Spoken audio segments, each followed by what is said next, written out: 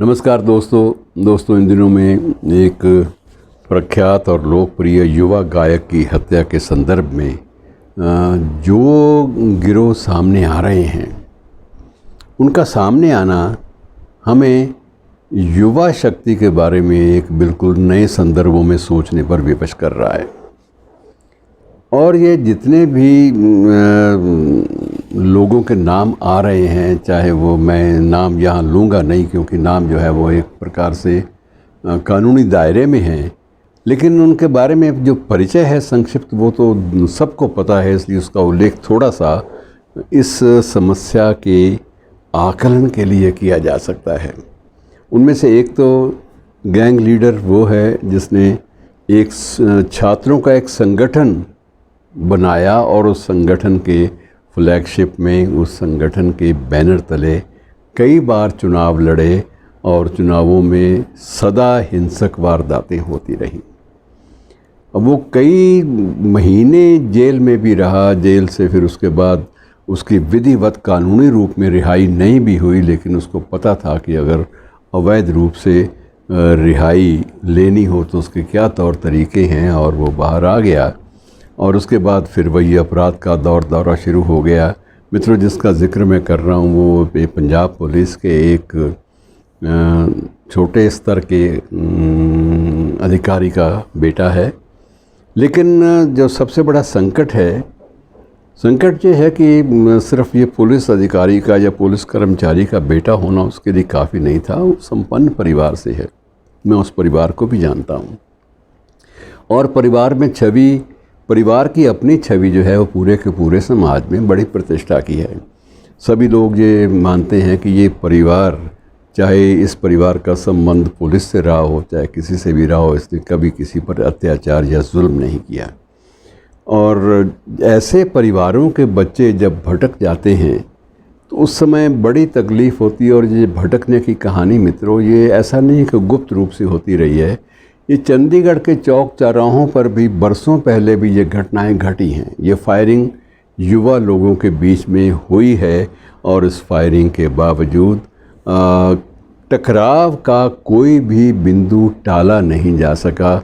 और धीरे धीरे हिंसा का प्रचार युवा शक्ति में, जो कि एनएसएस के लिए जानी जाती है, रचनात्मक कार्यों के लिए जानी जाती है, निर्माण के लिए जानी जाती है, उस युवा शक्ति का जो दुरुपयोग है वो कुछ लोगों ने किया। और थोड़े समय में समृद्धतम कहलवाने की जो ललक और समृद्धतम होने के साथ साथ सबसे ज़्यादा हथियार रखने की एक दावेदारी जो है, ये दोनों चीज़ें मिला जुला के अपराध की दुनिया की ओर ऐसे युवकों को ले जाती रही हैं जो युवक इसी समाज का एक अखंड भाग रहे हैं और इसी समाज के निर्माण में उनकी महत्वपूर्ण भूमिका हो सकती थी। क्योंकि सबसे बड़ी बात यह है कि वे युवा न केवल सफल ऑर्गेनाइज़र सिद्ध हुए, संगठनों के सफल संगठक सिद्ध हुए, बल्कि ये भी सिद्ध हुआ कि खेलों की दुनिया में भी उनका दबदबा रहा है। अब वहाँ तो चलिए मैं मान लूँ कि एक पंजाब के क्षेत्र में जो गायक लोग हैं उनका एक गायकों की एक इंडस्ट्री, एक उद्योग बन गया है। और उस उद्योग में वर्चस्व की लड़ाई कई बार हिंसा की ओर ले जाती है। लेकिन यहाँ तो बिल्कुल सिलसिला ही दूसरा है। यहाँ सिर्फ वर्चस्व सिर्फ संगीत की दुनिया पर या संगीत के एल्बम्स की दुनिया पर या उस बाज़ार पर कब्ज़ा करने का नहीं है, बल्कि ये भी एक रुचिकर बात यह है कि हथियार किसके पास ज़्यादा हैं और किसका लंबा चौड़ा गिरोह है और किसके पास जनाधार ज़्यादा है। और इस जनाधार के माध्यम से दो शब्द अक्सर चर्चा में आते रहे हैं, एक फिरौती और दूसरा सुपारी। अब सुपारी का नाम सुपारी क्यों पड़ा अपहरण की दुनिया में, ये बात फिर कभी लंबी चर्चा है। इसके बाद देख लेंगे, एक आध दिन के बाद फिर इस पर चर्चा करेंगे। लेकिन इन शब्दों ने इजी मनी, आसानी से धन संग्रह की जो ललक है वो पैदा की।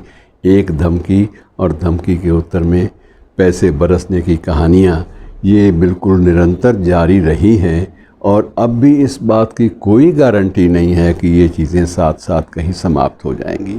हमें अपनी युवा शक्ति को किसी भी तौर तरीके से एक रचनात्मक दुनिया में ले जाना होगा, और उसके लिए बेहतर ये है, ये ज़रूरी भी है कि हम रचनात्मक दुनिया को आकर्षक बनाएं और युवक शक्ति के लिए नए नए आयाम सामने लेकर आएं। धन्यवाद।